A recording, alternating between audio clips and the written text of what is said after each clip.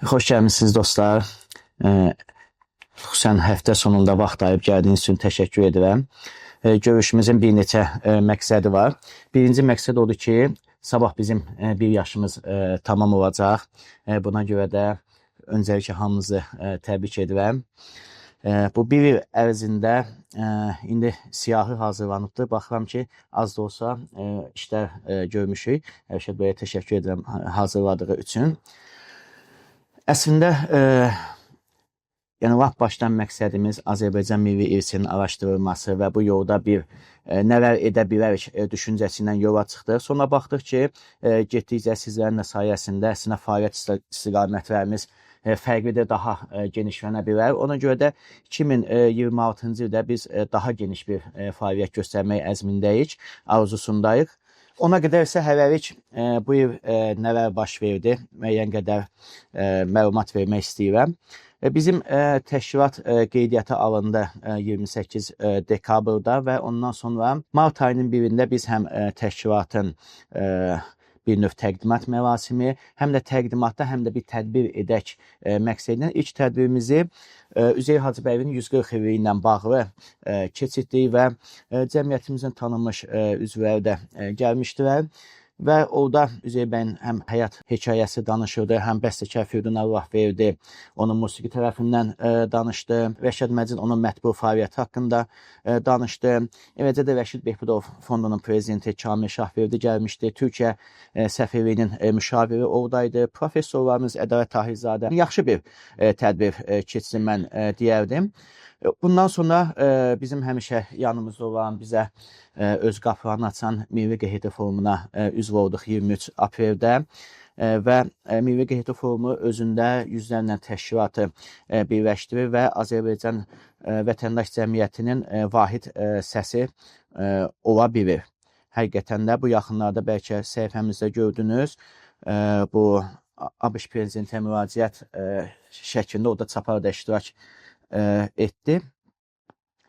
Bizim may ayında bəstəkarımız Aydın Əzimin Üzeyir Hacıbəyovun Niyə Dahidir adına bir mühazirəsini burada təşkil etdi. Aydın Əzim çox maraqlı insandır.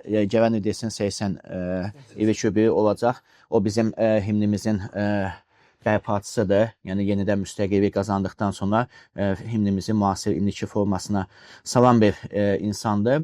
Və biz o tədbirimizi də Rəşid Behbudov Fondu ilə bərabər elədik. Bu fond əməkdaşlığımız bu ildə, yəni önümüzdəki ildə davam edəcək. May ayı adətən mən deyirəm ki, mənim ayım gəlib. Bütün mətbuatın nəzəri diqqətində olum. Ondan sonra yaddan çıxardırlar mənim. May ayında bizim, indi mən Bakıda olmadığıma görə bizim dəyərli tarixçimiz Boran Əzizin Azərbaycan Cümhuriyyətinin qurulması mövzusunda bir mühazirəsi oldu. Mən həmin vaxt Amerikadaydım və orada da yenə boş dayanmadıq. 27 mayda Vaşinqtonda sərgimiz oldu. 28 may günü BMT-nin binasında Azərbaycan səfirliyinin təşkilatçının orada bir sərgi keçirtdik. Orada QHT Dövlət Dəstək Agentliyi nümayəndələri də gəlmişdilər. Mənim üçün çox böyük bir xatirə oldu həqiqətən də. Sonra mayın 29-u oradakı New Yorkdakı Azərbaycan icması ilə görüşümüz oldu. Orada mühacirlərin nəslinin nümayəndələri də var idi. Sonra bizim bu bilirsiniz mətbuatımızın 150-ci il dönümü idi. Bununla bağlı iyulun 26-sında Media və Süni İntellekt adında tədbir keçirdik. Sağ olsun APA TV bizim həmişə yanımızda olubdur. Bizim ilk tədbirimizdə də olmuşdu. Orada da Orxan bəy yaxşı bir çıxış elədi. Eləcə Ümid Saray, Kübra Məhərrəmova. Məncə o yaxşı oldu. Milli irsimizlə bağlı, Azərbaycan kino irsi ilə bağlı məşhur gənc kinoşünas var, Hacı Səfərov. Onun yaxşı bir mühazirəsi oldu. 22 noyabrda bildiyiniz kimi bu Konstitusiya və Suverenlik ili idi və bizim dəyərli hüquqşünaslarımız Ülvi bəylə Sona xanımın bir müzakirə oldu. Təəssüf ki, mən iştirak edə bilmədim. Burada dəvətlər siyasi var. Bu il yəni qeydiyyatdan sonra bizi çoxlu müxtəlif yaxşı tədbirlərə dəvət etdi və Türkiyə səfirliyinin dildə, fikirdə, əməldə birlik, Türk dünyasının gələcəyi mövzusunda bir Heydər Əliyev Mərkəzinin yaxşı tədbiri oldu. Eləcə də Şuşada Xankəndində QHTV-nin 6-cı mübadilə proqramı oldu ki, Çapar ilk dəfə orada iştirak etdi. Sonra orada mənim moderatorluğumla Türkmen irsi ilə bağlı bir yaxşı tədbir keçdi.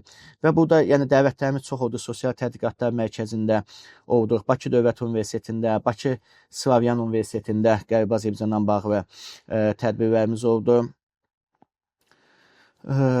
Sonra Bakı Avrasiya Universitetində Türkiyə Cümhuriyyətinin 100 ilin, yəni il dönümü ilə bağlı tədbirlərimiz oldu. Deməli, bu il biz həm də video layihələrə başladıq.